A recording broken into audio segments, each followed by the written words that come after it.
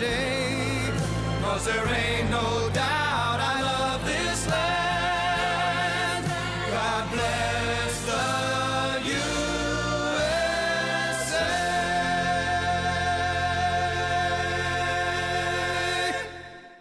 This time I'd like to bring forward Commodore Julie Femino, our newly elected Commodore, who will welcome you aboard.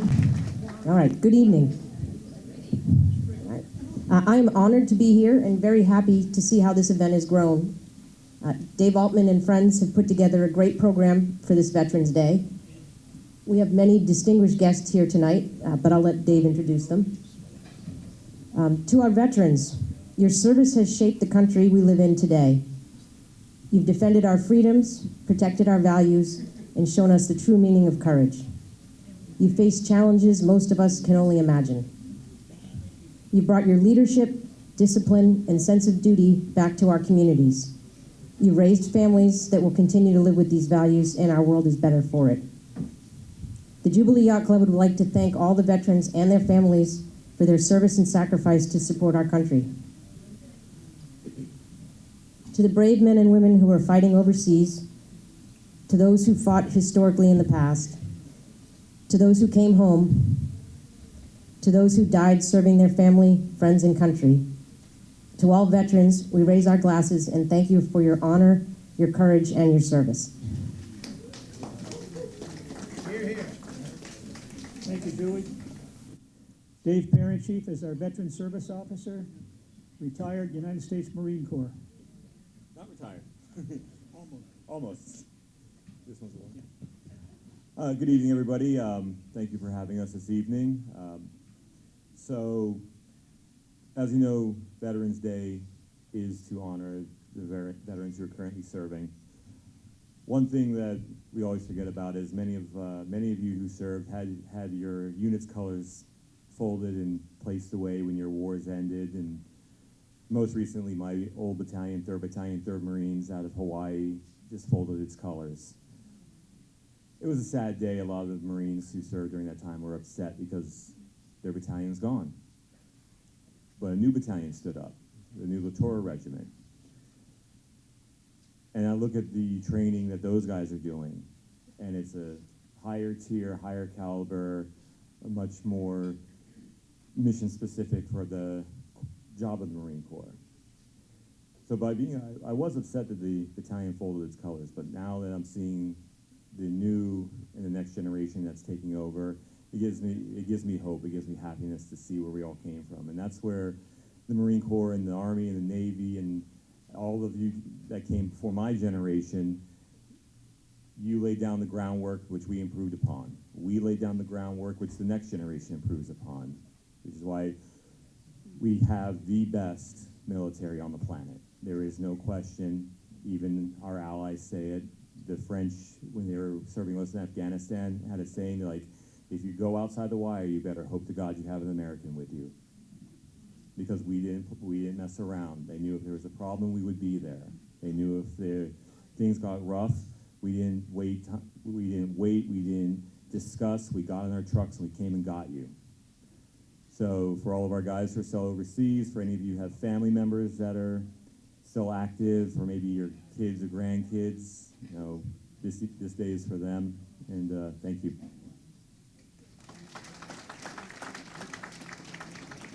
Thank you, David. Next, I'd like to call on Jerry Parcella, Lieutenant Colonel in the Massachusetts National Guard, and also our state representative. Jerry? Thank you, David. Good evening, everybody. Great to be here. Thank you for putting this on and for recognizing, honoring all those veterans who have served. I was kind of a little bit of an odd duck. I joined when I was 30 years old, but it was just something that I always wanted to do, and ended up doing 29 years. And I can't say I loved every minute of it, but it was a wonderful experience, and the friends that you make serving in the military, just a lifelong bond. You all have that kind of unique experience of serving together, going to unique places, getting all expense paid trips to places like Iraq and Bosnia, food and lodging included. It was just, I have no regrets about doing it. And for all of you who have served prior and those who are serving now, thank you so much for all you do. Our country is great because of you, so thank you very much. Thank you, Jerry. Brian McMahon, could I call on you, please? Quartermaster of the United States Navy. Dave asked me to tell a little bit about my experiences in the Navy. Would also like to make note that, as our Commodore said, this is an event that's really grown in significance here at Jubilee. And this year, we're filming it so that we can have a video record for future generations. Of course, if anybody has a problem with being on video, just let us know. But we think it will be good for our children and grandchildren and future generations to come. So to get started, I was in the U.S. Navy. I was a QM3, which is a third class petty officer. That equivalent rank in the Army is corporal, so I'm not very far up on the totem pole at the time. I reported on board the USS Fox, which was a destroyer based in San Diego in 1972. And when I came on board, I met my immediate supervisor, which was a quartermaster chief. And a chief in the Navy is as high up as the rates go for an enlisted man. Usually, chiefs are crusty 55-year-old guys. The chief's quarters on Navy ships are referred to as the goat locker. So that gives you an idea of what we expect chiefs to be like. The chief I had, though, was quite a bit different. He was about 30 years old, and he was a really interesting guy. He had liked to go scuba diving. He was married, had a nice wife with a little condo in La Jolla, and we learned quite a bit from him. One thing that I noticed, though, was the change of command of the ship happened while I was there in the summer.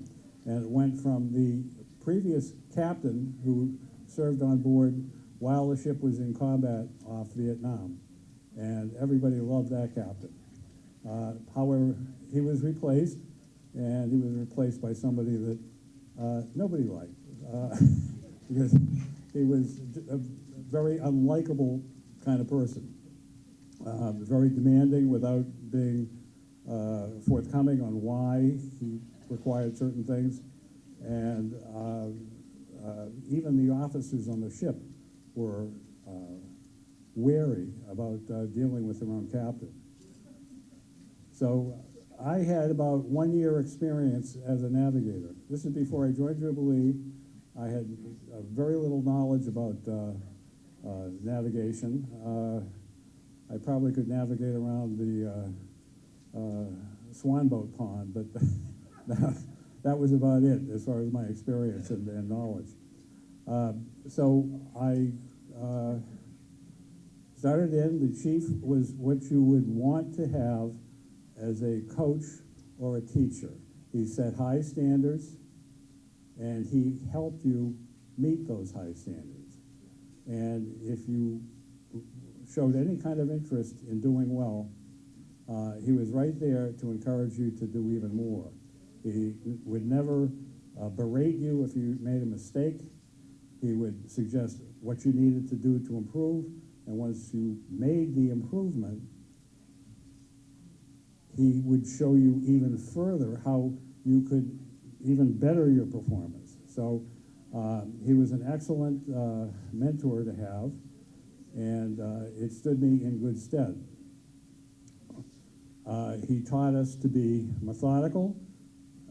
He taught us to be regular. He taught us to be meticulous. And that all paid off a couple of months later when we were underway at night off the California coast. I was the quartermaster of the watch. I was maintaining the ship's position, and back then we didn't have GPS. We had paper charts, and we had something called Loran Alpha, which was a big box about 2 by 3 feet, and it had oscilloscopes in it. You had to line up all these crazy sine waves and have them agree, and then look at a chart which had Loran lines printed on it, and then determine your position on that. So it was still kind of a cumbersome process, but it's better than dead reckoning, certainly at night. So at about 10 o'clock, I had taken a fix with the Loran. The captain came on to the bridge. He walked right over to me and he said, "Where are we?" And I said, "I just took a fix, Captain. We're right here." And first thing he did is he turned around and he picked up the mic and he called Combat Information Center, which is where all the radar operators are. And he asked them for their position of the ship. Now, the radar operators, they keep track of everything in the sky that's near the ship. They have sea search radar that looks at all of the other shipping in the area, but they also maintain one scope that details the coastline and where we would be on the coast. So they gave him a position, and the captain said, "Okay, plot that." So I plotted it. It was half a mile different from my position. And the captain said, "How do you explain that, McMahon?" And so I was really on the spot. But because of the training my chief had given me, I didn't panic. I looked at the chart. I could see the topographical markings on the chart that showed we were off Torrey Pines. And Torrey Pines cliffs stand about 300, 400 feet above sea level, and they're set back from the shoreline about half a mile. So I explained to the captain, the radar operators were reading the peaks of those cliffs. They were not reading the shoreline. The Loran fix was more accurate because it did not take that as a determining factor. So the captain considered it and went, and got on the intercom again and blasted his people in the radar room. So that's one thing that I learned that stayed with me. Whatever you're given in life to do for a job, learn it well. Learn it so well you can do it inside and out. Do it well enough that you take pride in doing it. And that was something that I took from my service life 50 years ago. So I understand from Dave that the rest of us out here, you'll be asked to give your own histories, and we certainly welcome them. Thank you. Last year, we had the honor of having a gentleman, Tom Hogan, who came and spoke. He was a World War II tail gunner. He was 99 years old, and I contacted his daughter a few weeks ago to see if he could come again, and unfortunately he passed away 2 weeks before his 100th birthday. But I remember bringing him in the room, and everyone had a chance to talk to him, and the next day he told his daughter, he said, "I just can't believe how those Jubilee people came forward and thanked me for my service and told me how much it meant to them, and it was a good evening for all of us." So then I said, well, I got to find another World War II vet, and I talked to Larry Yorgi, whose stepfather was a very well decorated and well thought of World War II vet. And Larry, are you here where you can say a few words? Yeah, well, anyway, I can give you the background while we're trying to find Larry. Uh, his stepfather was actually a German soldier, and he was wounded in the World War II, and he received a Purple Heart from Germany. While he was in a military hospital, he would come across to the American side at night trying to steal food, and the Americans, we grabbed him, and he eventually became an American soldier and fought on the American side of World War II and received another Purple Heart. He left the military after the war, but he missed it so much, he came back, got a commission, got a college degree, and in Korea he was a company commander, he was a major, and of course he was wounded again and got a Purple Heart in Korea. And during Vietnam, he became very friendly with Henry Kissinger, as they were both German countrymen and both very well thought of. And at the Paris peace talks, at a helicopter with Kissinger, the helicopter was attacked, and he got another Purple Heart. And so, anyway, we lost, this past year, we lost 4 Jubilee Yacht Club veterans. Billy Forsyth, United States Navy. George Whitney, United States Air Force. Dean Gibbons, United States Marine Corps, Vietnam vet. And just a few weeks ago, Tom Duggan, who was a captain in the Army. So at this time, I would like to ask for a moment of silence for those gentlemen and all other veterans from all over the country that have served our country to make it great. Thank you.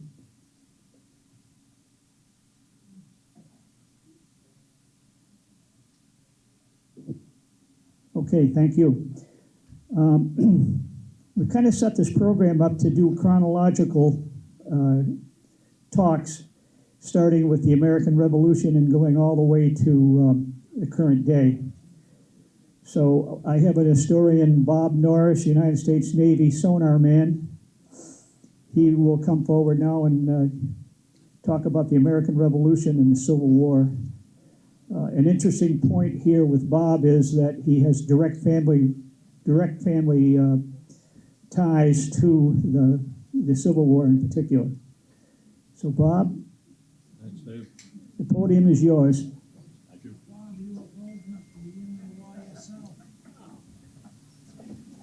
Hello, veterans, and welcome to the Jubilee. I guess everybody can hear me? Yeah. Up a little higher. No, talk a little louder. Oh, okay. First, I'd like to thank a few people, among them Lieutenant Dave Altman for setting up this night. And I'd also like to thank my sister, who lives in Santa Barbara, California. My sister Peggy sent me many documents that my family has retained over the years. And my brother Bill is sending me this picture of my great-grandfather. He's a Civil War vet, and that picture was taken about 1864. And I'd also like to thank my good friend Dana Henry for helping me put together a timeline of all of these events. I have documents, I have letters home, and I have this book. And I don't really need the book. And I'd like to kind of go through all of this. Won't take too long, I don't think. So when the Civil War broke out, my grandfather was less than a year old.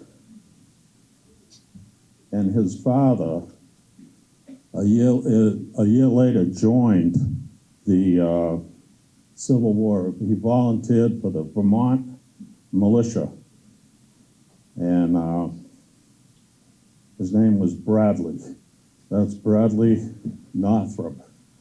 Everyone I'm talking to is my mother's side of the family. And he joined the 2nd Company Battalion Volunteers. He was ordered to duty at Windmill Point, Vermont in 1862. And he guarding a bridge. And my brothers and sisters and I would talk to my grandfather, who was too young to actually remember this, but we'd ask him, what the hell was he guarding in Vermont? Because there was nothing going on there. But at any rate, they put him on duty there. But he didn't last long. In February of 1862, he was sent home sick, and he was diagnosed with a disease called Pisitheus, which today is known as tuberculosis. He spent the year 1862 recovering and rejoined the Vermont militia in 1863. His unit was deployed to Camp Griffin in Northern Virginia, and they joined up with the 5th Vermont Regiment. Their orders from General George Meade were to hold the line and prevent the Confederate Army from occupying Washington, D.C., our capital. The 5th Vermont fought in many battles during the Civil War. Yorktown, Savage Station, Antietam, Fredericksburg, Gettysburg, Cold Harbor, the Wilderness, Spotsylvania, the Shenandoah, and Petersburg. History tells us that one of these battles was particularly brutal, Cold Harbor. General Ulysses S. Grant ordered a charge on Confederate troops, and in the first 8 minutes, 5,600 to 7,000 Union men fell. That's amazing to think that in 8 minutes, that many soldiers fell. A captain in the New Hampshire military told General Grant, I quote, "I will not order my men in another charge, even if Jesus Christ himself ordered it." Lieutenant General Ulysses S. Grant later regretted giving this order. I don't know for certain if any of my grandfather was in any of these battles, because we don't have those documents, but we know he was there in Northern Virginia.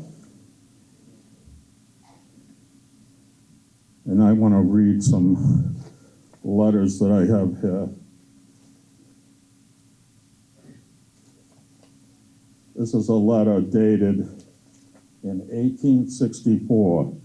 My great-grandfather Bradley writes to his sister in northern Vermont. "We are getting good news from the Army of the Potomac these days, and sad news also, that many of our brave men have fallen. Oh, what a wail of mourning must go over our land when we hear the full report of the dead and dying on the battlefield. And then we will know the returning footsteps will be heard forever no more by their friends at home. The 2nd Vermont Regiment has won unfading laurels in the battle, and many feel proud that they belong to the glorious 2nd. My great-grandfather was discharged from the military on April 6th, 1865. some of these documents show that to be a fact.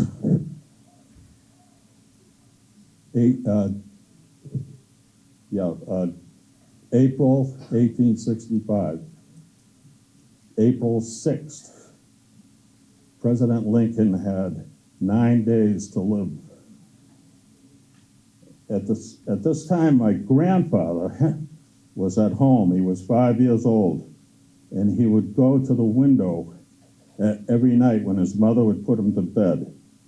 And because there were candles lit in the windows, one night he went to the window and he asked his mother, "Why are there no candles in the windows?" And she told him, "The president has been shot." And it was Abraham Lincoln.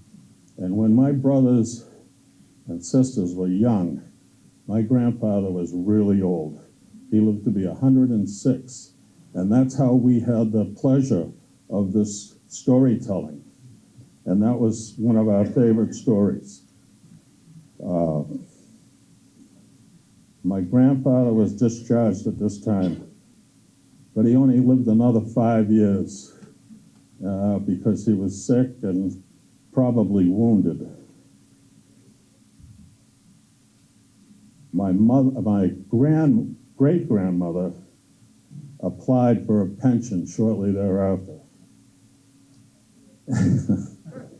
And this document shows the Bureau of Pensions. It is hereby certified that in conformity with the laws of the United States, Sarah M. Northrop, widow of Bradley Northrop, is to receive a pension at the rate of $8 a month. Wrap your head around that. And also entitled to $2 a month for every child under 16 years of age. So in closing, I'd like to say that my great-grandfather didn't win any medals for valor, but he did step forward and serve his country, like so many citizens over the years. And many of us have stepped forward and served, probably most of us, and not gone away with medals. But we served honorably, and it's kept this country safe for many years. Thanks for listening.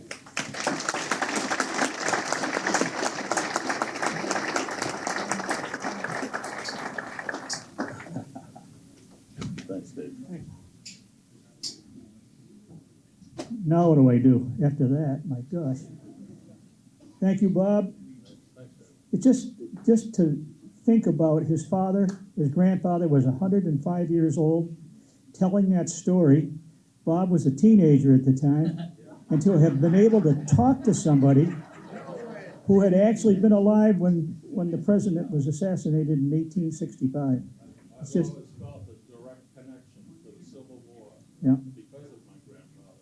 You forgot to tell everybody how he met his demise. Pardon me? I'll tell the story if you want me to. Go ahead. He was in an aged care facility. He was 106 years old, Bob's grandfather. And somebody wanted him to change a light bulb in the ceiling, so he got on a chair and he went up to and he changed the bulb, and then he fell, broke his shoulder, and went to the hospital, and that was it. But anyway. He contacted pneumonia in the hospital. Yeah. All right, we have a very distinguished gentleman who is a member of the Yacht Club here, who is going to enlighten us a little bit about World War I. And people looked at the program and says, how can we possibly have a World War I vet here? Well, we have the closest thing to that, Jack Rodwell.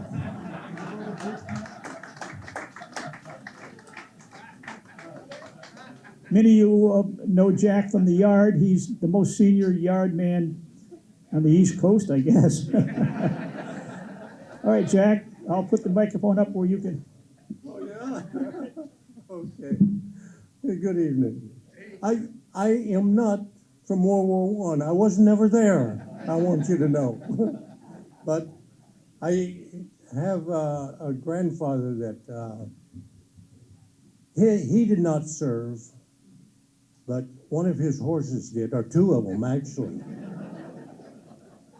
My grandfather left Missouri and immigrated to New Mexico before it was a state, to the territory, to Homestead, is into the sand hills of New Mexico. And I don't know if anybody's been there, but that's all that's there is sand hills, sand. But he was a farmer and tried to make a living at farming. The Army came in and drafted two of his horses, Nick and Beck. It was a brother and sister. I do not know the age of them at that time, but they went to Germany. And in Germany, Beck was killed alongside Nick. The two of them were in the same traces when she was killed. Well, the two horses were black when they left. Nick, when he came home, was gray. Don't know if it happened then or later. But as I remember Nick, as a little kid, he was gray. He lived to be 40 years old. And the first I remember of him is when my grandfather went to the big city and sold his homestead. He went to the big city, and my father wound up with the horse. Well, with that horse, he would plow, just a single plow. So all he needed was one horse to pull the plow. And I would play in the furrows, chasing a snake back and forth up and it was a racer, and he would chase me and I would chase him. I was probably 3 years old at that point. But to get back to Nick, years later, in 1952, I went to work in the city, went to the city to go to work. And I worked for my cousin. He was a gas station owner, and I lived with my grandfather when I was there. Well, at the time that I was with my grandfather, he had a picture up on the wall by his chair, and it was the discharge paper of Nick. The U.S. Army with my grandfather's name on it, with Nick, and the serial number of the horse that was tattooed on his lower lip. And he had that, and I saw that discharge paper, that horse was discharged at that point. So that is it. And like I say, the horse died at our farm when I was, I don't know, teenager probably. I don't remember, but they said he was 40 years old. So that's it.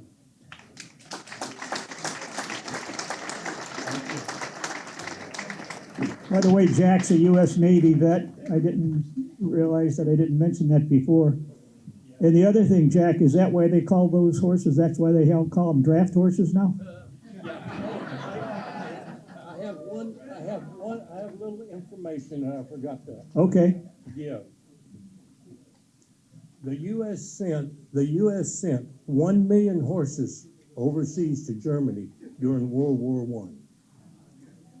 182 of them went with the U.S. troops. The rest of them went to Britain and every place else. Only 200 horses returned to the United States after the World War I. Only 200 out of that 1,182,000 horses. It's amazing. Thanks again, Jack. Okay, next we have something that I found on the internet that I thought was pretty interesting. This is the crossing at Normandy that maybe turned the tables at World War II. And according to the information that I got, these photos that you're about to see have recently been declassified. So for 50 or so years after World War II, nobody has seen these. So that's what you're about to see, and it'll be on the big screen here in a second. You got it. Do we need the lights out at all? Or? Okay.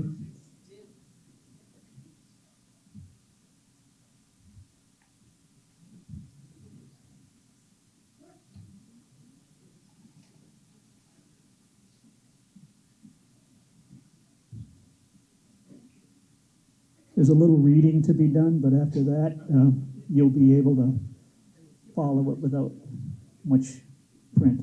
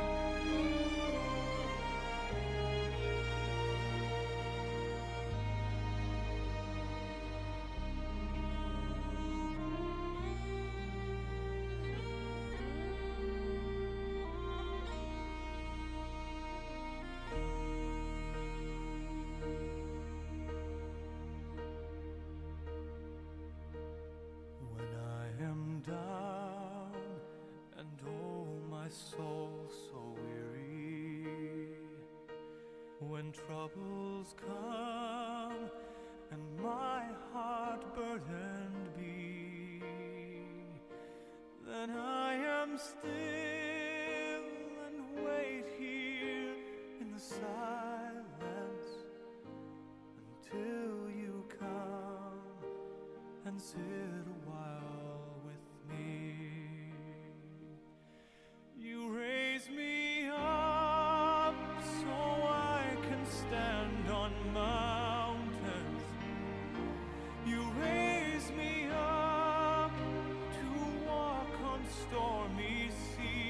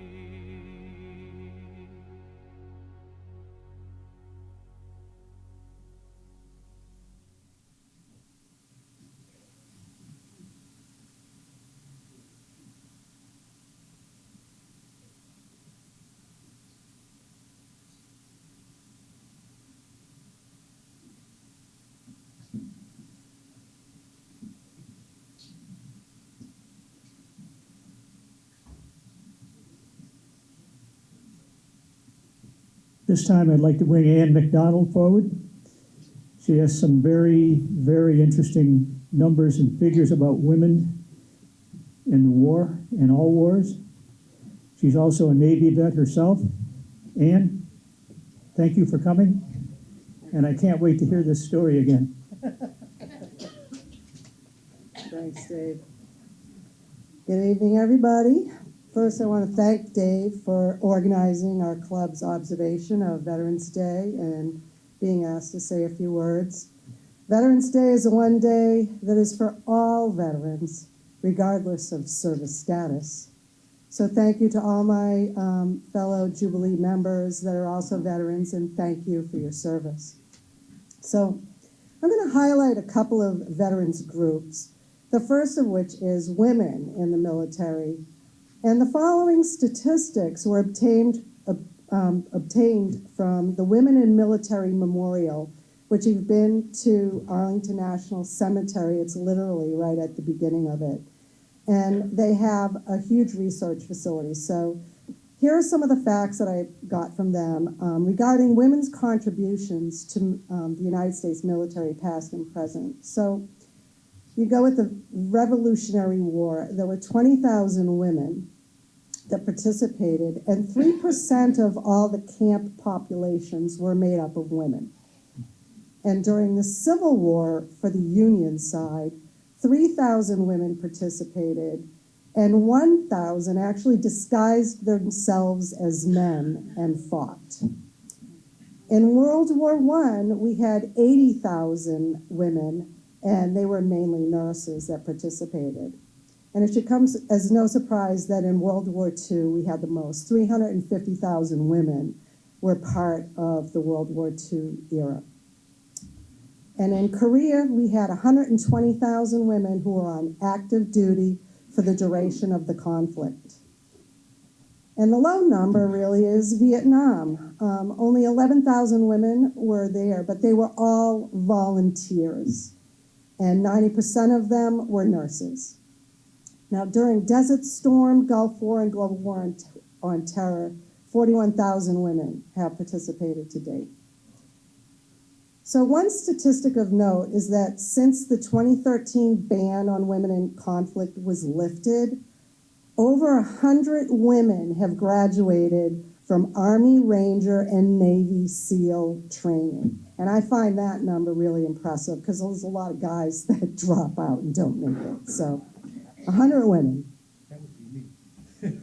So when I joined the Navy in September 1980, I was on a delayed entry program, and I wasn't going to boot camp until June of 1981.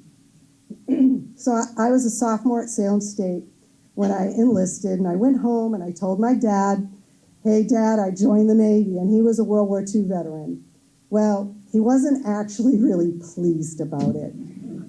He looked at me and he said, "If there's a war, you're not getting out, and I bet your recruiter didn't tell you that." So my older sister Marie was also in the Navy. She was a personnelman, and with time, my dad actually really did appreciate that we followed in his footsteps and joined the Navy. So the other group of veterans I kind of like to highlight are the groups that I served with, that I refer to as cold warriors. While there are many distinctions in types of veterans, such as war veterans or disabled veterans, my era of post-Vietnam veterans truly get very little benefits other than a plaque or a grave or an opportunity to be buried in a veteran cemetery. However, during my years of active duty from 1981 to 1988 that were labeled peacetime, our country supported the Lebanon peacekeeping mission, the conflict in El Salvador, the bombing of Libya, and the Iraqi missile attack on the USS Stark that killed 37 sailors. A block from the Naval Forces Europe headquarters where I was serving, a bomb went off in a British Airways office. And then also, I personally remember the hijacking in 1985 of TWA Flight 847, where the Navy CB Robert Stedham was singled out and tortured by the hijackers. So It may be labeled peacetime, but if you served, you're a war fighter. And the least our country can do is provide a Cold War campaign service ribbon for us Cold Warriors that stood the watch. So, thank you for giving me the opportunity to say a few words on a day that's really important to me, and thanks for listening.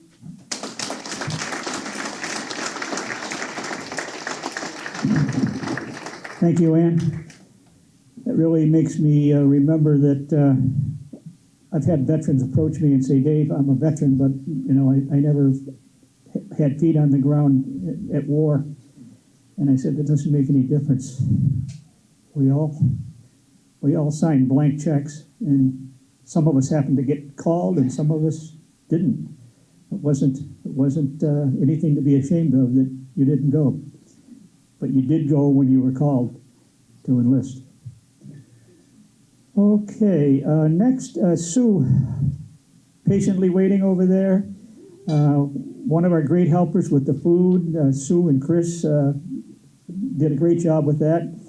And Sue has some interesting talk about her father in World War II.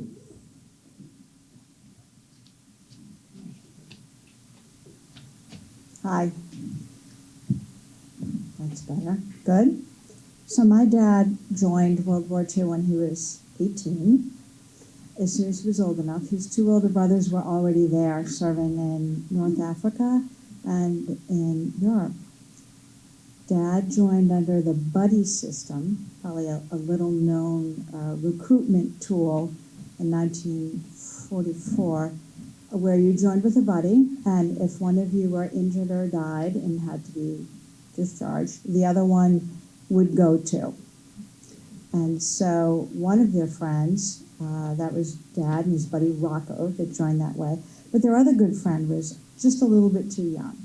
He was their Jewish friend, Bernie Levine, and Bernie wanted to give Dad and Rocco something of their faith to take with them into the war. So he gave them one of these, and it's called a Heart Shield Bible, and it's a New Testament with a steel plate. And it was made to fit into the breast pocket of your uniform, and perhaps naively would stop a bullet. Though there is one case documented where it actually worked, so in World War II.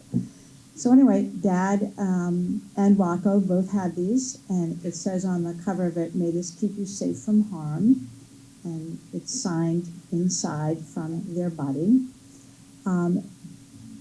So Dad was sent to Okinawa. He wasn't injured by a bullet, but he did have a tropical disease that turned into spinal meningitis and ended up paralyzed from the waist down temporarily. He was discharged, and so was Rocco, and Rocco took care of him.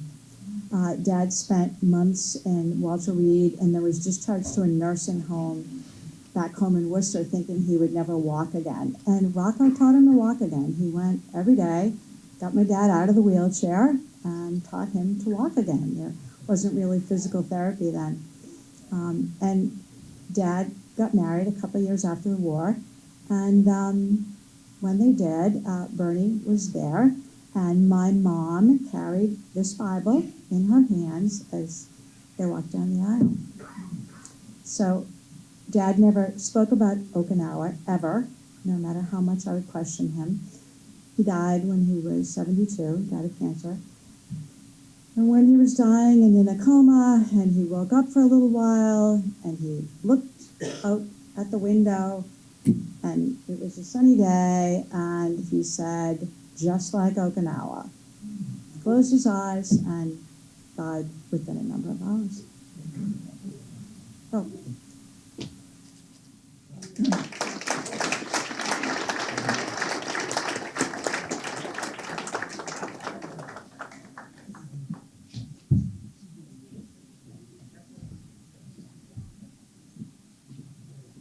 My wife Maggie is on her way over here. She has microphone-itis. She doesn't really like to, but she has a very amusing story. So Do I want to sell the story? Oh, I tell it. Well, I can tell it, then we'll sell it. All right, Maggie Altman. So in 1986, my mother's sister Mary died. She was one of 5 kids. And they lived in Wakefield. She was unmarried, and so she was the last of the kids in that house. And it was up to me and my cousins to clean out the house to get it ready for sale. So it was mostly just boring furniture until we got to the attic and we found a treasure trove of letters that had been sent by my uncles back home to my grandmother during the war. So these 2 boys were night and day different.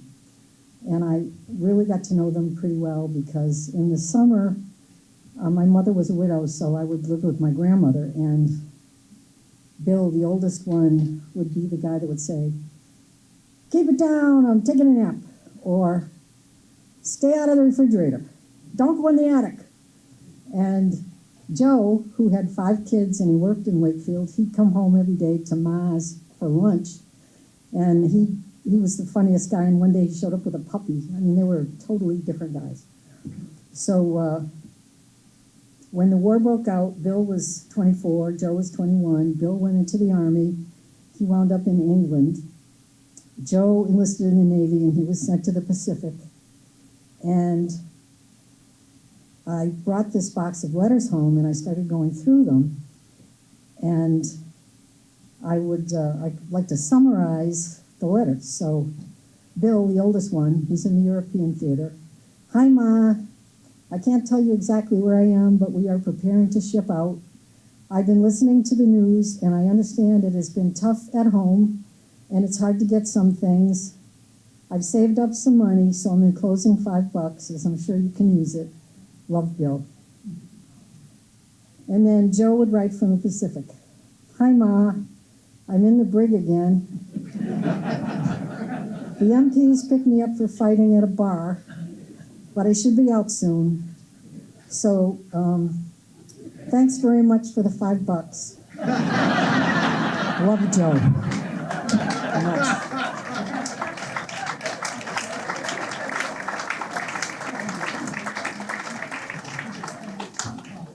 Can you see the grandmother sitting at the kitchen table, taking the envelope and taking the 5, put it in? Oh, God. Okay, Tom Keeley, are you still around?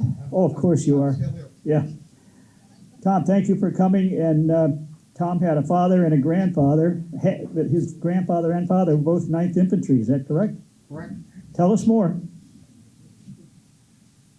Dave, were you watching The Longest Day when you put this program together? I had a lot of help, believe me. It's just, I'll tell you about that later, but Okay. it's a joint effort. I mean, a combined effort. I don't want to say it was a joint effort. You know what I mean? Well, thank you. And what Dave has put together is truly impressive. And I hope it's modeled by other yacht clubs or country clubs or organizations, because it needs to be told, the story of the veterans and their sacrifice and hardship.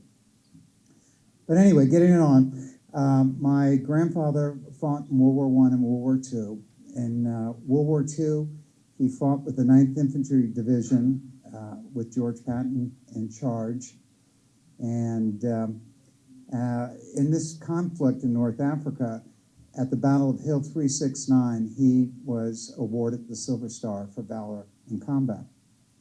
And it was about a 6 or 7 day battle, and we lost a lot of men to this conflict. When the 9th Infantry Division was completed in North Africa, they lost over 23,000 men, died or wounded. So that's something to really keep in mind. And this was one division of many fighting in North Africa. After North Africa, he ended up, my grandfather, in Dachau. In July of 1945, the 9th Infantry Division took control of Dachau, and that's one hell of a place to bring your wife and children. But my dad graduated in 1947 from Munich American High School, and I'm sure it was quite an education outside of class. My father also was a veteran of Korea and in Vietnam. In Vietnam, he served with Dave Altman. Dave, you covered for him in the Navy. And he also was in a firefight with a big Viet Cong contingent and won the Silver Star for valor in combat. And honey, would you mind giving me that mortar shell? Don't throw it. Don't throw it. Or pick it. He didn't share much, but this was something he gave me, and it's a mortar shell. Today it's a paperweight, but it narrowly missed him, and it's a reminder to the 2,100 soldiers that were killed in the 9th Infantry Division in Vietnam, and it's really a reminder every day that I get to embrace. So. But I also like to speak special thanks to Dave for covering the 9th Infantry, your role in the Navy. I'm very grateful to that. And to all of you vets, thank you for the honor you've served our country. It's been a noble cause. Thank you very much.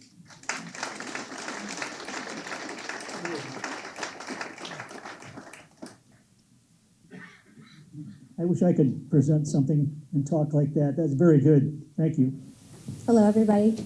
My introduction will be very brief.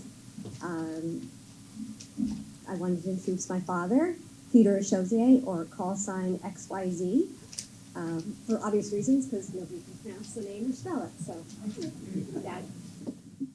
Well, first of all, Dave, thank you, and thank you everybody here for having me. I'm really honored to be here, and I arrived here tonight without having anything prepared to say, and so I got Dave off in the corridor earlier, asking him what he'd like me to talk about, and he said, well, can you talk a little bit about how you got into naval aviation? And that's actually an easy story because I've lived it, and so I can tell you very quickly that in June of 1962, I graduated from college with a bachelor's degree in arts, which is absolutely useless, as most of you people know, and having absolutely no idea what I was going to do in life, and having a bit of an international background. I'm an immigrant from the Netherlands. They said, well, maybe you should think about international business or whatnot. And I had a cousin who went to an international school in Phoenix called Thunderbird.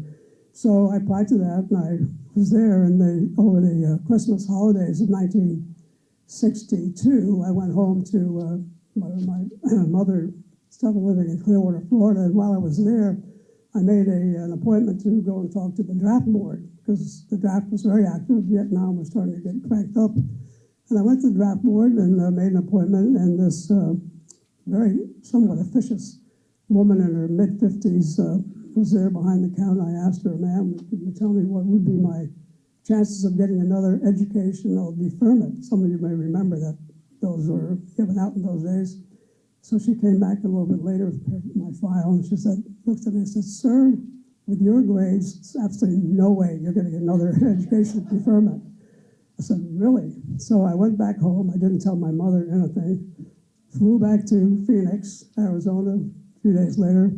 The next week, I made an appointment to go and be interviewed at the Naval Recruiting Station. I had an uncle in the Dutch Navy. I liked boats, and someone thought maybe going through OCS in Newport would be a good way to get through the service. I was not about to get drafted into the Army and be a foot soldier in Vietnam.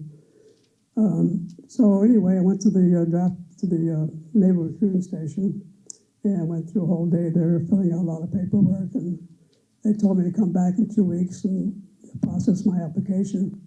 And on the second time there, I'm walking down the corridor, the building there in Phoenix, the Naval Recruiting Station,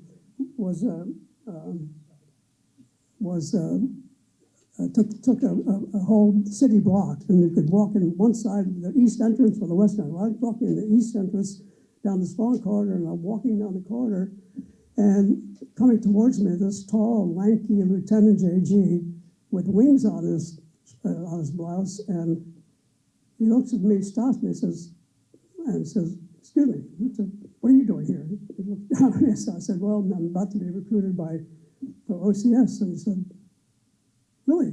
Got a minute? Come into my office.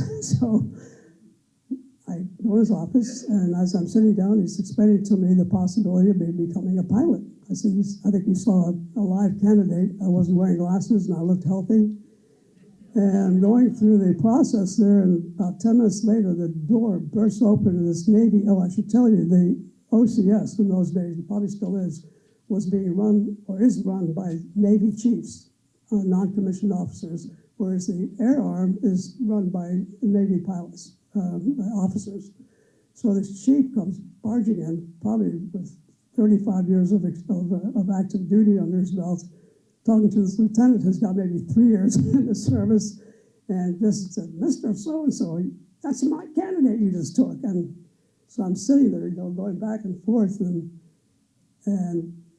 he looks at me and says, well, why don't we let the candidate make up his own mind? I'm thinking, oh my God, I'm like, my whole life is flashing in front of me in the course of about a minute. So he said, well, it's going to be another year and a half. And I said, when you're 22 years old, another year doesn't make that much difference. So anyway, long story short, I got recruited into the Navy flight program. I had to fly out to Los Angeles a few weeks later and had a physical at Los Alamitos Air Station, which is no longer there. And then I got taken for an orientation flight in a T-34, which the same lieutenant who had recruited me was flying.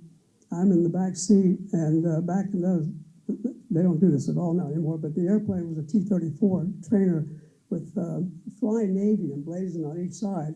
And they take this airplane and go around all the high schools and fly real low, up and down. And of course, it wasn't long before I lost my lunch. So we land back in Los Alamitos, and the lieutenant says, well, they're the people that run the air station here are reservists, and I can't really ask them to come and clean this up, so I'll make you some water in a bucket and you can clean it up. So that was my ignominious entry into naval aviation. And from there, I got orders to Pensacola in August 1963. Went to the prop pipeline, T-34s, T-28s, and then S-2s, and Corpus Christi got my wings in April of 1965. And when people always ask me whether I was a Vietnam veteran, I always say, yes, I'm a Vietnam era, because I spent the entire active duty of my career in the East Coast, either trying to find submarines, which we never could find, but we were also the prime recovery ship for the Gemini program that came before the Apollo program, which was interesting duty, but not something that you could talk to your grandkids about. But and that's it. And got out of the Navy, went to work for the airlines, and still alive.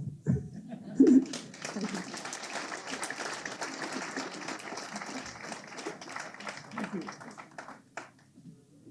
Thank you, Pip. Thank you, Peter. All right, I found this. I found the notes. Early in the pandemic, my wife received a letter from DPAA, otherwise known as Defense, POW, and MIA Accounting Agency. We had never heard of it, but this is a department in Washington whose only job it is to search for MIAs and remains of those KIAs, and to keep all of next of kin informed of any progress specifically related to their relatives' exact whereabouts and condition from the moment they entered the war to the point where they were last reported being seen. We had received this package because my wife Maggie's cousin was next of kin and she passed. And so somehow the Department of Defense, they know who the next person in line is. So we'd actually met with these people. They sent us a package. It was probably 2 inches thick. And so here are some of the gruesome details. His name was Captain Joseph Lynn McCarthy. It's my wife's father-in-law, my father-in-law's first cousin. He was a graduate of the Citadel, which is the military college of the South in South Carolina. And in 1941, he was the commanding officer of the 59th Coast Artillery Regiment stationed on Corregidor in the Philippines. In December of 1941, hours after the bombing of Pearl Harbor, the Japanese began an offensive against the major U.S. forces' Far East installations on the Philippines, concentrating on Corregidor Island and the Bataan Peninsula guarding Manila Bay. On April 9, 1942, U.S. personnel on Bataan surrendered. On May 6, 1942, the Corregidor defenders were ordered by General Douglas MacArthur to also surrender. So Joe McCarthy was now a prisoner of war. He was one of 9,000 captives taken to Manila by ship, paraded through the streets en route to Bilibid prison. After a short stay there, he was transformed to the notorious Cabanatuan POW camp, where he remained until late 1944.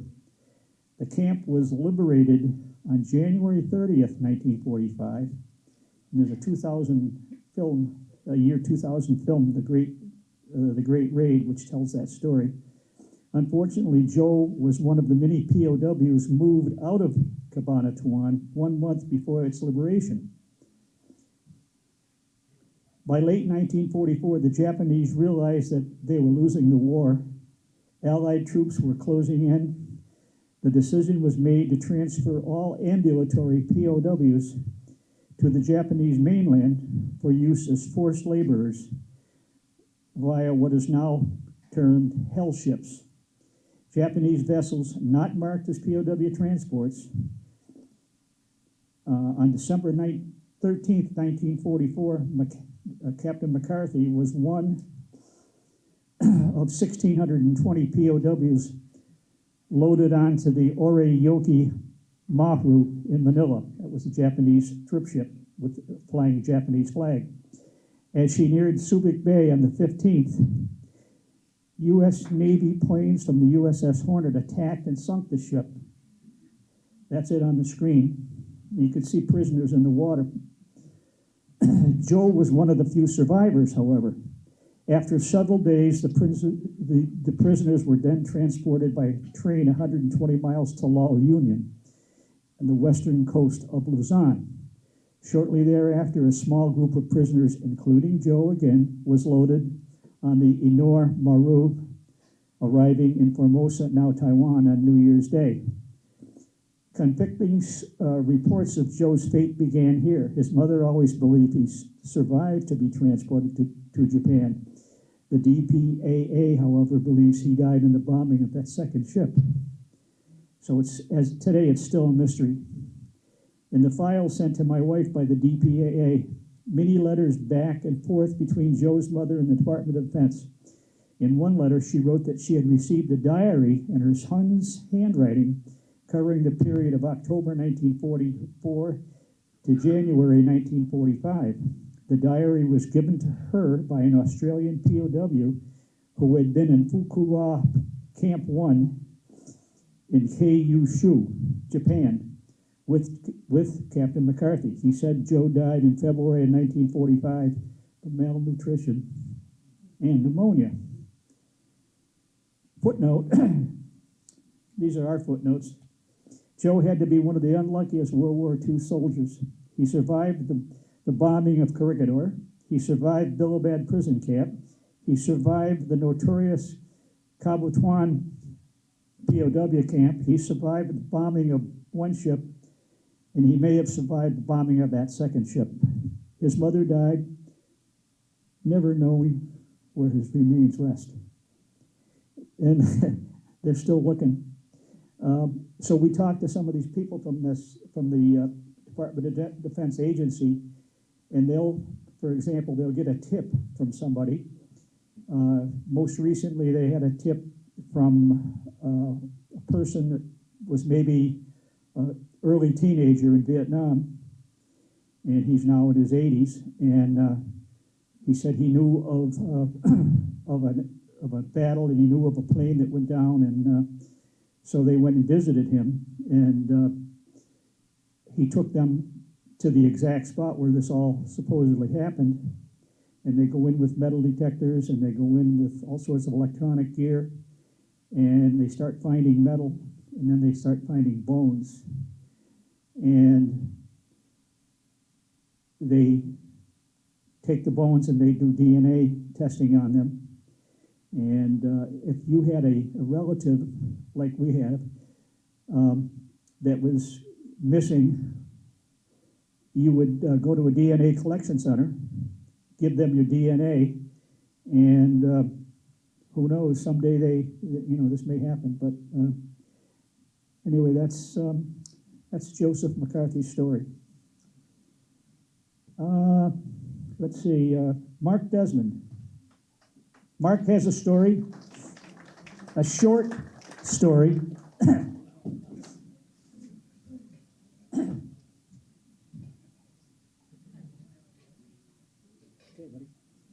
Hi, everybody. This is just a little quick story. As I sit here and listen to these other stories, pales in comparison. As and to sit here and realize the true immensity, the sacrifice of what has gone on in this world to get us to where we are today is it's mind-boggling to me. That being said, I just have a quick story. My dad, Fred Twink Desmond, he's a past Commodore here. My grandfather's also, they're on the wall out there, was the oldest of 4 brothers. And his second youngest brother is Dick Desmond from Desmond Yacht Yard. The next under him is Henry Desmond at Sawtell Brothers, and he also worked at Desmond Yacht Yard quite a bit. The youngest brother, Paul, passed away in Connecticut years ago. It was a wonderful family down in Manasquan. But anyway, my dad would once in a while tell a story about him in the Navy. And he was an officer on a weather ship. And all he did was chase storms, typhoons, monsoons, hurricanes all over the world, and report back during World War II the condition of the storms and things like that to help the Navy and the war effort do what they do. And at one point in time, he was in Manila Bay, and they were at anchor, and there were hundreds and hundreds of ships there. I hadn't heard from his 2 brothers, Dickie and Henry, for a couple of years now, because they were in active service and things like that. And my dad's standing up on the bridge of this weather ship, and there was a ship going by. I believe it was a cruiser, which was like a small battleship. And my dad's just sitting up there, and all of a sudden he looked out. The ship was probably a couple of hundred, 300, 400, 500 feet away from him, passing them. And there's a guy jumping up and down on the rail of the ship, waving his hands like this. And my dad grabbed the binoculars that were next to him and put it on it. It was his brother Richard. And he's like, holy smokes, that's unbelievable that he could see me and I saw him in the middle of the war out in the Philippines. And so, they both waved to each other, and, one ship's underway and the other ship, my dad's on, at anchor. So my dad's still standing there, and within 5 minutes later, there's another ship going by, which he recalls it to be a tanker ship, fuel ship. And just happened to be casually caught his eye, and he's looking at it. And all of a sudden, there's a guy standing, jumping up and down on the rail of the oil tanker. And my dad picks up the binoculars and looks at it. It's his second youngest brother, Henry. So, again, I don't want to put light on this moment we're here tonight for, but I just want to say it's a good little story, incredible coincidence, twice in a row, and real deal. You can't make this stuff up. Thank you very much, and thank you all the veterans. Brian Pearson, front and center. There's a term in the military called brat, like an Army brat or a Navy brat. And that was a term that if your father, this will be quick. So anyway, this guy's an Air Force brat, and he's going to tell you all about it. Hi, folks. Excuse me. I was a little hesitant to come up here because I did not serve in any capacity, but I do know the experience of being a family member or in the military family, so I can speak to that. It's not easy. Certainly wasn't easy for my mother. I ended up going to 2 different elementary schools, 1 middle school, and 3 different high schools. My family, my parents are from the Midwest, and I don't think my mom knew what she was getting into. It's isolating because the long-term relationships that you might have built up when you were growing up are gone. You move when you are told to move, and you put down roots that you don't know if are going to last, and then you pull up and move again. But you kind of have to be strong. If it doesn't kill you, it makes you stronger. But I just want to recognize certainly the veterans, but the families that are with them. So thank you, families that support our troops. Thank you. Thank you, Brian. You're not really a brat. You know, you're a good guy. Tom Root, everybody knows Tom, past Commodore. Tom spent a lot of time as a contractor with the United States Navy down in New London and is going to tell us a submarine story. Good evening, everybody, and thank you, Dave, for this chance. The purpose of my talk today is to honor the men, the wives, the families of the officers, crew, and contractors of the USS Thresher, SSN 593, and the profound effect their loss has had on the world of the submarine service. Please forgive me. This isn't easy. No one thing will kill you in an airplane. A series of seemingly unconnected events that you fail to recognize will kill you in an airplane. So said my primary flight instructor in 1983 as I was learning to fly. Over the years, those words stuck in my head and still do, as they have guided me during times when I looked into the past events and guide me even now as I am in the medical device business and how we address our designs and manufacturing of medical products. My father served on the USS Gilmore, a seagoing submarine tender, which was deployed from Key West, Florida, and how I happen to have been born there. Soon thereafter, we moved back to New London, Connecticut, and I grew up along the banks of the Thames River, across the river from General Dynamics Electric Boat in the U.S. Naval Submarine Base. The Navy and submarines were an integral part of our lives. And so it happened on April 9th, 1963, that the USS Thresher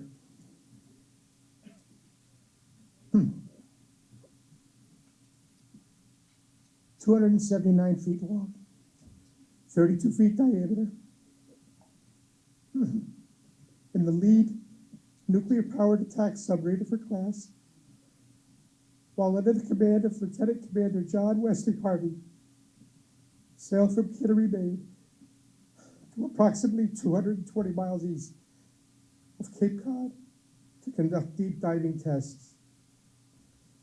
Thresher carried 129 men, including her crew and several shipyard personnel. According to the official report, after rendezvous with the Penguin-class submarine rescue ship USS Skylark, Thresher conducted trials throughout the day before submerging overnight. The following morning, after reestablishing communications with Skylark, Thresher commenced deep dive trials. She dove slowly in a circular pattern beneath the Skylark, maintaining communications and stopping every 100 feet to check systems integrity. But as the Thresher approached her test depth of 1,300 feet, Skylark received an alarming partial message. Minor difficulties, have positive up angle, attempting to blow. This is in reference to an emergency main ballast tank blow procedure used in order to rapidly bring the boat to the surface, which is rarely done at depth. Usually the boat powers up to periscope depth and after clearing the area will blow ballast tanks. Another unclear communique was received, which included the number 900. No further messages came through. The Navy would eventually establish that the Thresher and her crew were lost on 10 April 1963, once the boat descended below crush depth. This was believed to be due to uncontrolled flooding, and the Thresher imploded under the devastating pressures of the deep ocean. By mid-afternoon, 15 Navy ships were en route to the search area, and at 6:30 p.m., the commander of the Submarine Force Atlantic sent word to Portsmouth Naval Shipyard to begin notifying the crew's family, starting with Commander Harvey's wife, Irene, that the Thresher was missing. I was 11 years old, and even though I knew something bad had happened, I didn't know it then, but this was to have a profound effect on me, as this event had sent a great sadness throughout our community. 10 years later, I went to work at Electric Boat, a manufacturer of naval nuclear submarines, during the tail end of the period where they were building the 41 for Freedom ballistic nuclear submarines.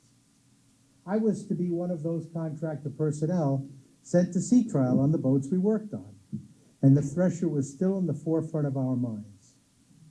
No one truly knows what happened. However, reconstructing the events via underwater sounds and communications following is the prevailing wisdom. A silver brazed pipe joint failed and water began flooding in the engine room.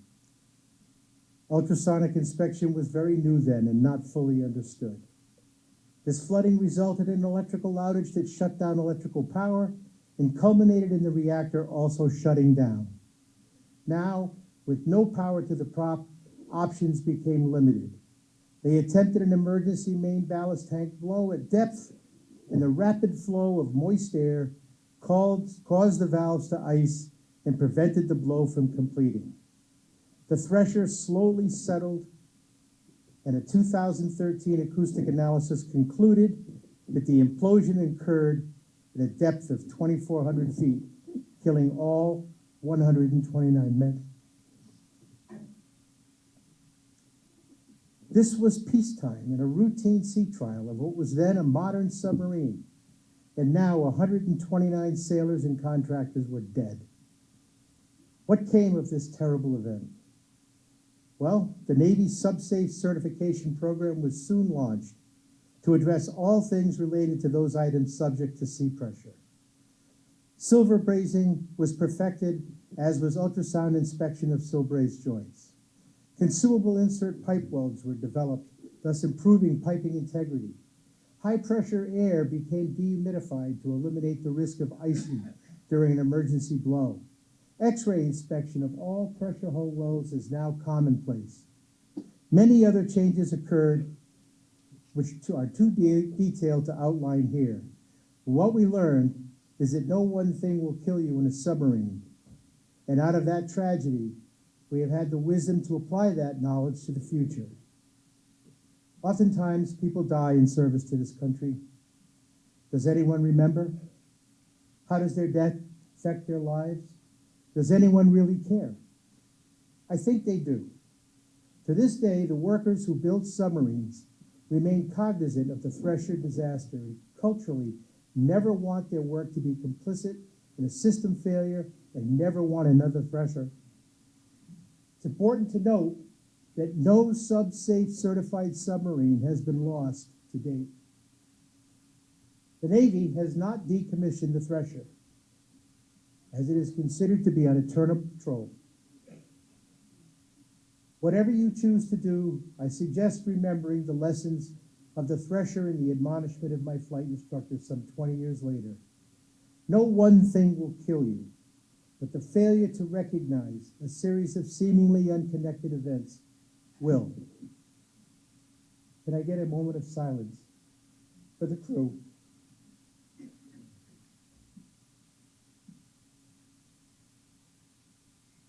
Thank you. And now it's my honor to introduce to you my son-in-law, Patrick Carlin, medic, Airman of the Year, U.S. Air Force. Say five words. So I'm definitely not a man of many words, but so I joined the Air Force in peacetime, did a lot of stupid things, gave a Special Forces dog the rank of colonel, and sent it to Ramstein Air Force Base. Unbeknownst to me, members of the general staff have to come out and greet that plane for a colonel. So I generally got in a lot of trouble, but I will say, so I am married to Tom Root's daughter. So we happen to work together in a medical facility in Beverly when I first received the call in 2003. And she despised me because I was a practical joker. I would run IV lines through the ceiling so I could rig it so it would drip on people.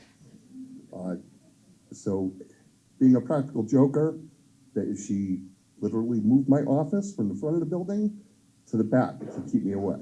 But she was there when I got the call, and apparently her distaste for me turned into love. And, after that, got married in Key West. But I thank yes, and my son. 9 months later.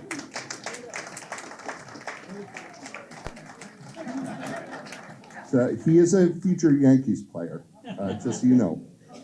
I don't know where any of that comes from. But I just want to thank everybody in this room, including my father, Joseph Carlin, Vietnam Air Force vet. And thank you to everybody.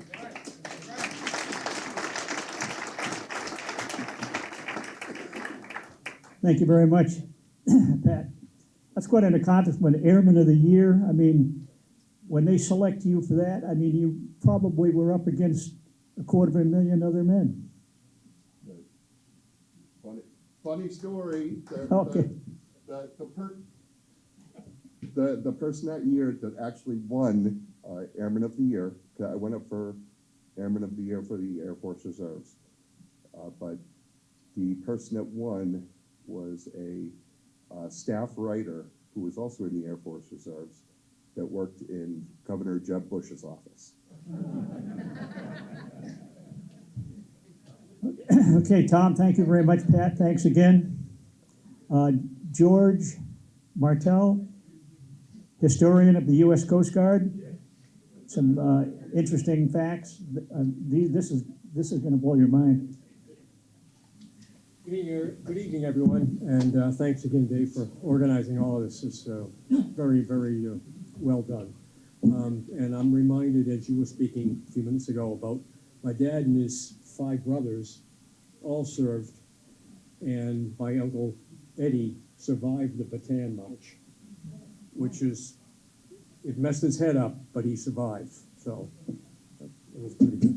Anyway, Dave asked me to speak a little bit about the Coast Guard and its involvement in our military and up through World War II. So I thought I'd give you 2 minutes of quick Coast Guard history, and starts with the Revenue Marine Service put together for Alexander Hamilton in 1790. Modern Coast Guard was formed then when it merged with a life-saving service in 1915. And then the 1939, the Lighthouse Service was also folded into that. And for a long time, it was part of the Department of Treasury because it was a revenue collector. That was their primary job. Today, it's operated under the Department of U.S. Homeland Security. But during war times, as you will probably all know, it can be transferred in whole or in part to the U.S. Navy, either by presidential action or by congressional action. And up to date, only one congressional action in 1917 transferred it to the Navy for World War I. By the time the U.S. got into World War II, December 41, the Coast Guard had already been transferred into the Navy by an action by President Franklin Roosevelt. In 1939, the Coast Guard passed the Coast Guard Reserve, Congress passed the Coast Guard Reserve and Auxiliary Act to create a non-military voluntary organization to stimulate efficient, safe operation of private boats in the U.S. coastal waters and to assist the Coast Guard in its peacetime missions. And in 1941, Coast Guard Auxiliary was created to help authorizing the Coast Guard to use sailing yachts, motor cruisers, and fishing boats for neutrality enforcement and harbor duties. Following that, in 1942, the Navy Chief of Naval Operations directed the Eastern Sea Operations to acquire vessels capable of going to sea in good weather, patrolling for 48 hours, and cruising at speeds. And probably a lot of you know, if you have a documented vessel, the United States government can confiscate that vessel at any time for a wartime action or a national emergency. So be wary. During World War II, the Coast Guard's what was called Corsair Fleet or Coastal Picket Fleet was used to safeguard our home waters, and larger sailing vessels and auxiliary motor yachts were known as the Corsair Fleet, worked far offshore. Because they moved silently through the water, they were much easier, it was easier for them to find submarines, and they were harder to find because they were quiet, so forth. The Coastal Picket Fleet were made up of yachtsmen, fishermen, and they volunteered their sailboats, powerboats, to help the U.S. Coast Guard against German submarines, rescuing downed flyers, torpedoed seamen, and locating ships in distress. The volunteers earned the nickname Hooligans Navy because they weren't a very disciplined lot. Boats, and I think you can see one here up. The boats were fitted with a 50 caliber deck machine gun, nasty piece of work, and usually 3 or 4 300-pound depth charges. So you wouldn't want to mess around with those. Gloucester, Mass. Was the premier coastal picket base in New England, and Greenport down in Long Island, the east end of Long Island, was the home port for sailing vessels for the submarine patrols in the North and Mid-Atlantic. By 1942, 20 boats were on patrol, and that figure rose to 246 by the end of by March of '43, in less than a year. Many of the picket boats were built locally. For example, Story Brothers up in Essex, Hodgson's up in Booth Bay, Bath Iron Works. So a lot of the boats are locally built. And some of the notable members of the picket fleet included Humphrey Bogart, Ernest Hemingway, Arthur Fiedler, who'd have thought that, Governor of Maine, and a World War II flying ace named Sumner Seawall. Coastal Picket Patrol Fleet saved many lives, property, and during World War II. And then Coast Guard Commander Jack, R.L. Jack, sent a notice out, or a letter out on November 13th upon the, in 1943, of the termination of the picket fleet.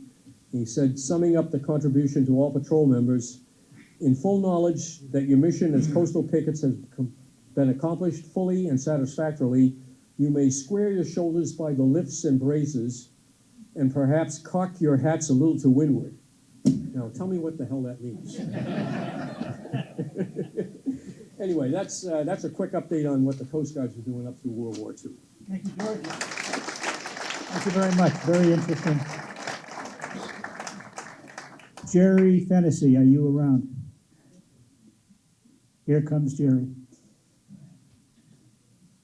Those of you that may not know, Jerry's son, Jason, was quite a boater, and he grew up around the club. And where is he now? He's in Iraq. So that's what I'm talking about. Yeah. My son, at the ripe age of 37, decided to join the Army. Somehow or other, he figured out he had time while I watched his business.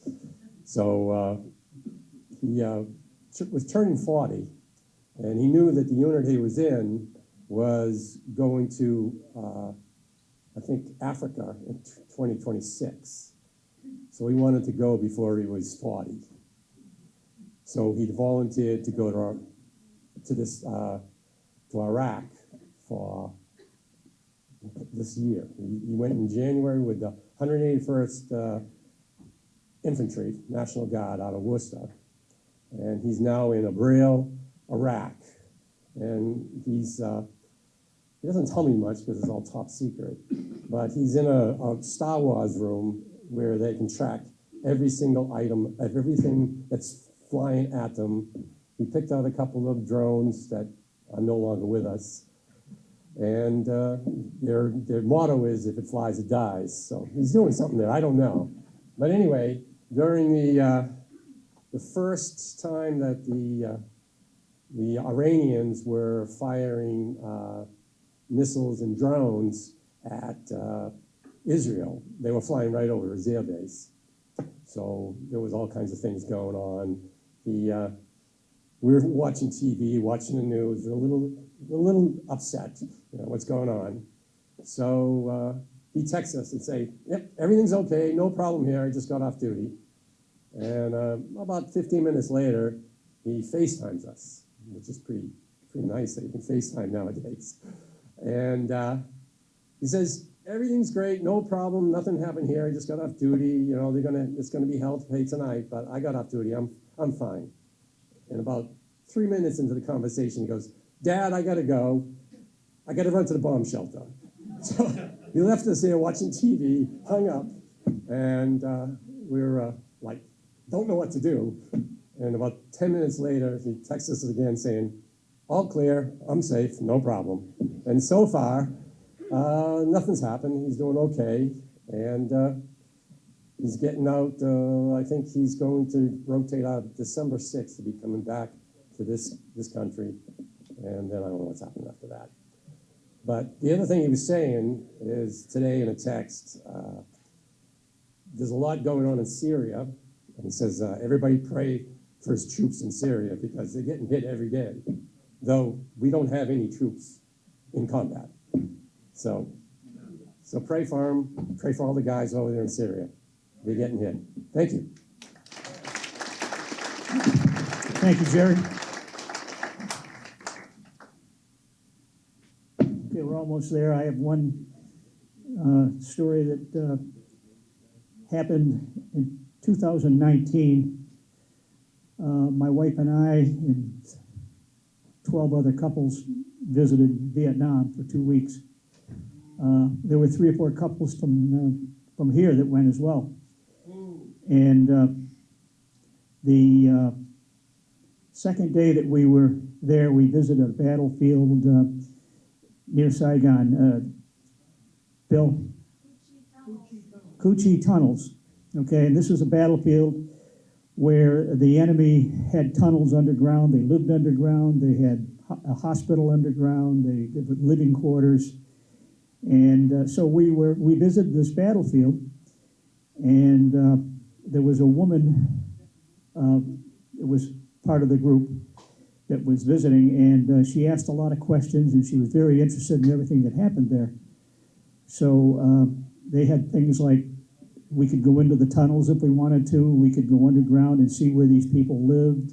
And they had booby traps that were made out of old American artillery, bombs that had exploded. And they had, the holes that you fall into and stuff like that.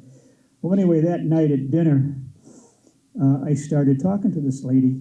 And her name was Ruth Crocker, Crocker. And I said to her, Ruth, I said, you asked a lot of questions and you were very interested in what was going on there today. And she says, David, she says, I got closure there today. And so I didn't even ask another question, but she just kept going on. And she told me, I lost my husband on that battlefield. Captain David Crocker, West Point graduate, 1965. Casualty like 16th of May in 1969. So I said, how did you hear about this, or how did you know, why did you come? She said, well, my husband was a company commander, and all of his soldiers would rally once a year, once every 2 years, for a reunion. And they'd always invite me, and she said, I just couldn't get myself to go. And she said, so finally, a few years ago, I decided to go.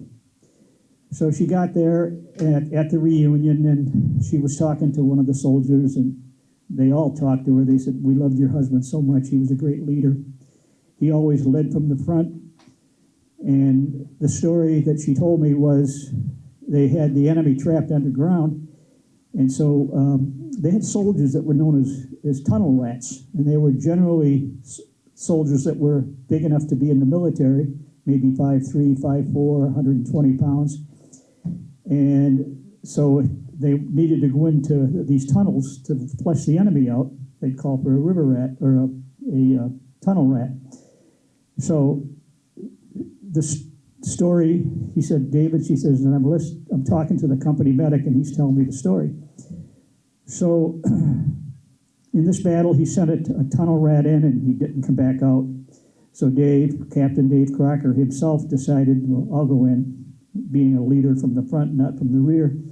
So he went in, and he was gone, and he said, he didn't come out, and I knew there was a problem. He says, the medic, he said, I went in, and I found him, and I pulled him out, and he died in my arms. So I'm all like I am now when she's telling me the story. She says, no, she says, I'm fine. She says, like I said, I got closure there. So I guess what it is some of us find ways to deal with a casualty or deal with death, and this was the way that she did it.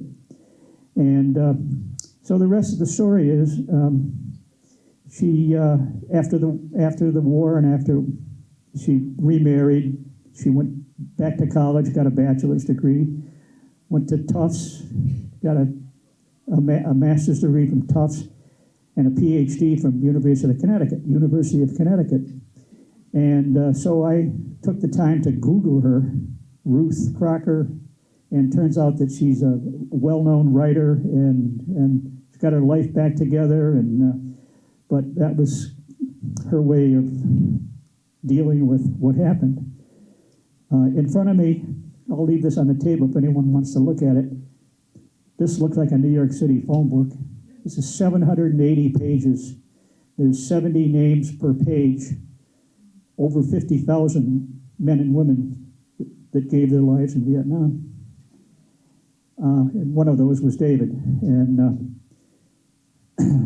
so that's that. We got a couple of little YouTubes we'd like to show you. And Blair is right there. Do we go ahead? We got Dick Cullen in here. He's the Veteran Service Officer in Topsfield. I didn't realize you were here.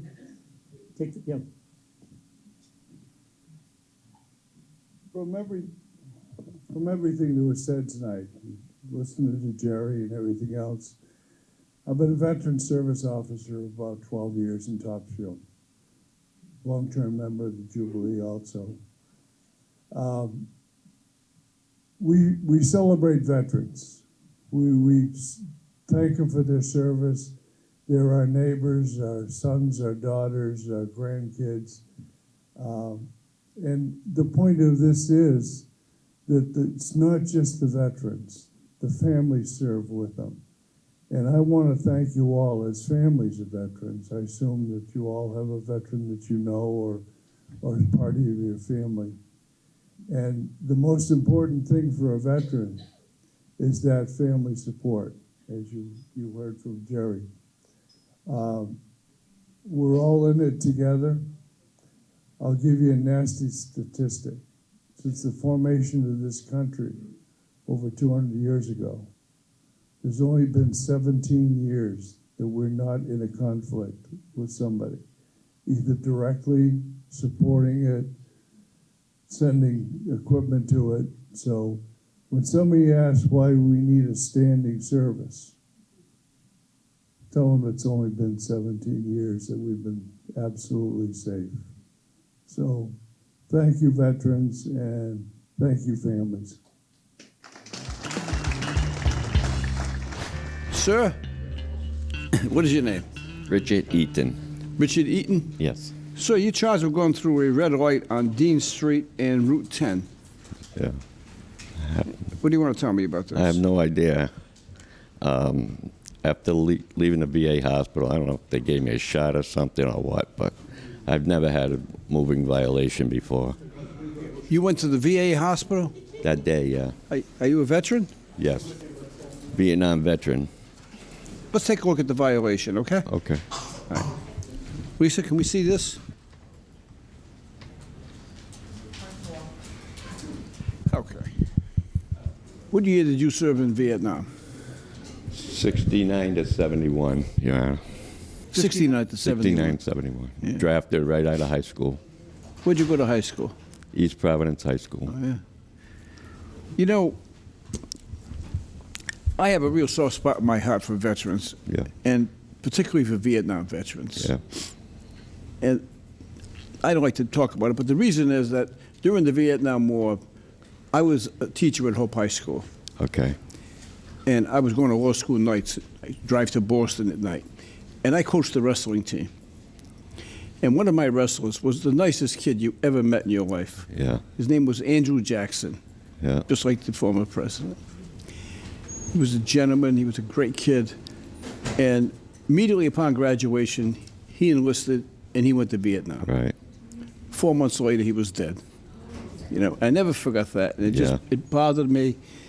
And it bothered me that particularly veterans coming back from Vietnam, they were not given the respect that they deserved. You know, they were mistreated. It was a terrible period in our history. Right. So I remember very well that war, and I'm very sensitive to that. I'm not going to charge you for this, but I'm going to do something a little bit different, okay? I get letters every day from people, and I got a letter here from Honolulu, Hawaii, from a gentleman named Greg Abe. And he said, my father served during World War II with the 447 Combat Regimental Team, and he instilled in us to have compassion for everyone. He says, every chance I get, I always thank every veteran that I see. And he said, at times I even pay for their meals anonymously. Yeah. This is a gentleman in Honolulu who wants to give back to someone who served in the military. And he sent in a check for $30 made payable to the court. Nice. So I'm going to dismiss your case, and we're going to honor Mr. Abe, who's a teacher at Roosevelt High School in Honolulu. Wow. Right? He's the director of the band. So we're going to honor him by charging you $30 court costs. We're going to use Mr. Abe's check to honor him and his father's service in the court. Thank you. And your case is going to be dismissed. Thank you very much. Okay. Good luck to you. Thank you. Good luck. While everyone has and should have an enormous appreciation for the greatest generation, those men and women who fought in World War II, I believe that the same level of recognition and respect should be given to our Vietnam veterans. They served in an extremely unpopular and savage war, where 1 out of 10 of them became a casualty, and their sufferings did not end on the battlefield. When they returned home, instead of being welcomed as heroes, they were often treated with anger and hostility. Only about a third of the men and women who served in Vietnam are still alive today. If you happen to meet one of them, please thank them for their service. It's well-deserved and long overdue.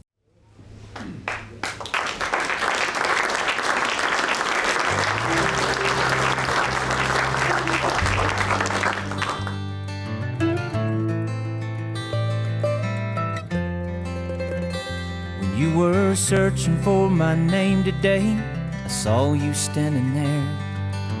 Man, you look different with that silver in your hair. Me, I haven't aged a bit, still all of 21. That's the thing about us spirits, we're forever young at the wall. Here at the wall, we were proud to serve our country when called by Uncle Sam. Then more than a little anxious when they shipped us off to Nam. Remember all the heat and bugs, days marching through the mud, constant gunfire, smell of death, sight of all that blood. Some gave all. The names carved in this wall, but it's a wall of love, a wall that heals, a wall that touches, helps you feel the faces of more than 50,000 names. Feel the wall be forever changed. When we finally got the orders saying we could go back home, they were looking for my body, so you made the trip alone. Came back to a country that couldn't comprehend how so many boys that left returned as messed up men who served with all. The names here on the wall, it's a wall of love, a wall that heals, a wall that touches, helps you feel the faces of more than 50,000 names. Feel the wall be forever changed. So as you stand there weeping with your fingers on my name, share with those cute grandkids the reason for this place, to restore some stolen gratitude and dignity. This granite wall of honor that holds my memory. It's a wall of love, a wall that heals, a wall that touches, helps you feel the faces of more than 50,000 names. Feel the wall be forever changed.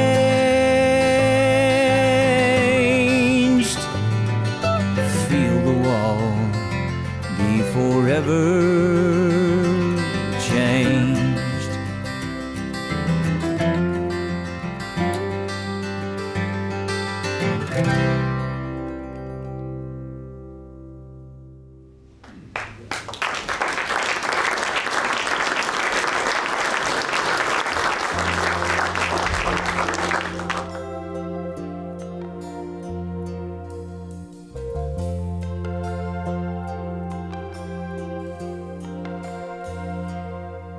If tomorrow all the things were gone I'd worked for all my life, and I had to start again with just my children and my wife.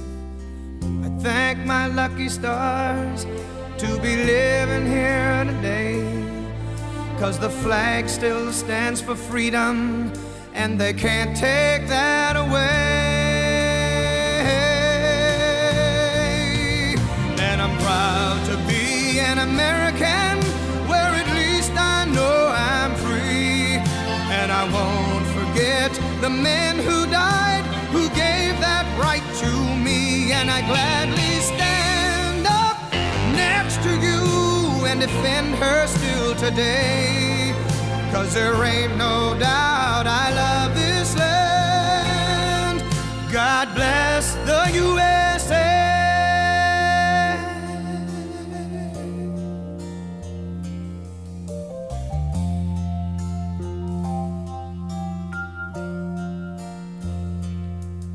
From the lakes of Minnesota to the hills of Tennessee, across the plains of Texas, from sea to shining sea, from Detroit down to Houston, and New York to LA.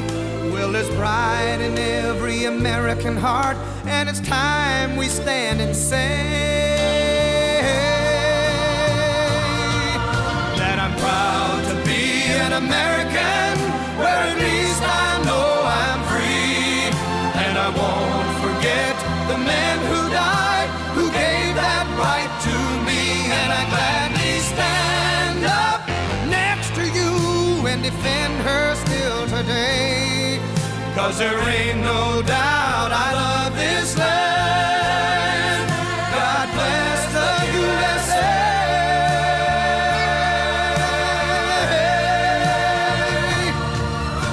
And I'm proud to be an American, where at least I know I'm free. And I won't forget the men who died, who gave that right to me. And I gladly stand up next to you and defend her still today. 'Cause there ain't no doubt I love this land. God bless the USA.